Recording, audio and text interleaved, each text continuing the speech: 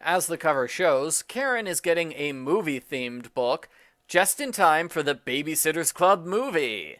If you like Karen in this series, maybe you'll enjoy seeing her in a real-life movie for 3 seconds. Argo Font Book Review, Argo Font Book Review. This book was written by Stephanie Colmanson. Seth's father has a heart attack. It's decided Seth will fly out to visit him in Nebraska, while the rest of the family will fly out to visit in 3 weeks. Seth decides to get his parents a TV and VCR. Instead of buying them in Nebraska, like a smart person, he buys them from his buddy in Connecticut. The equipment is shipped to Seth's house, and then he ships it to Nebraska. Imagine how much unnecessary shipping Seth was forced to pay because he wanted to look at the TV in his house first. Karen decides to make a movie so Grandpa will have something to watch on the VCR. Karen and her friends write a script called Princess Gigglepuss. 3 princesses tell jokes, and the funniest one marries the prince.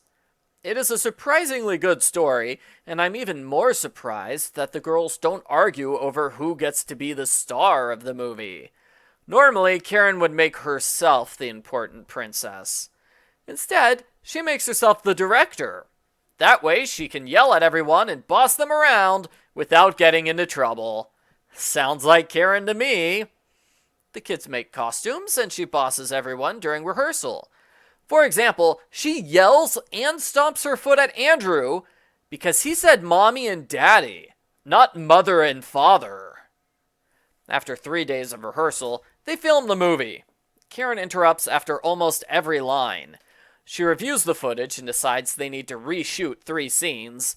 That's when her friends get mad and quit the project. I'm so angry. I'm going to drop out 10 seconds before my job is over. Serves you right, Karen.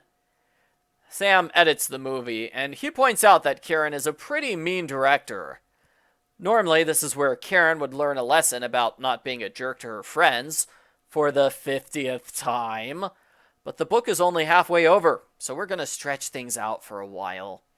The book skips ahead to the Nebraska trip.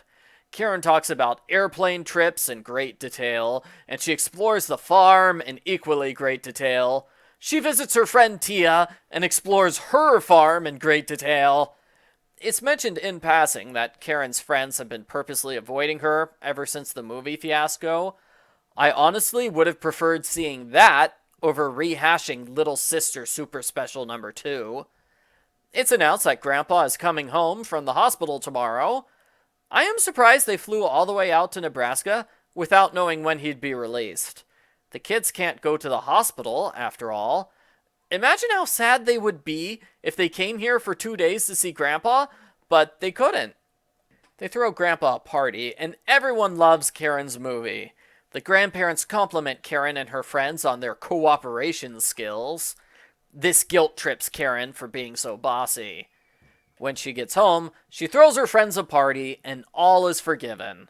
They watch the movie together, and Karen makes a movie poster with her name in slightly smaller letters.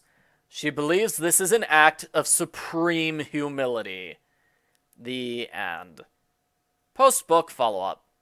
Here's the Karen drinking game.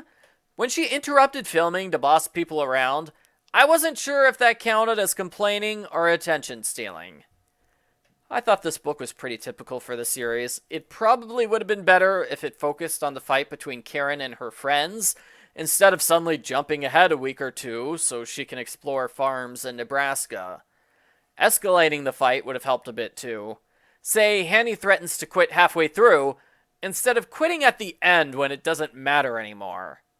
Alternately, Karen could have realized her mistake when Sam pointed it out to her. She tries apologizing to her friends, but they're still mad at her. She's forced to go to Nebraska before the fight is resolved, thereby creating a little bit of dramatic tension. That's another possible improvement. Even though I have ideas on how to improve the book, it's not bad. It's okay for the series, and I'd probably give it a thumbs up if not for the long filler section about farms in Nebraska, which, as I pointed out, is basically a copy of Super Special 2. I give Babysitter's Little Sister number 63, Karen's movie, a sideways thumbs up.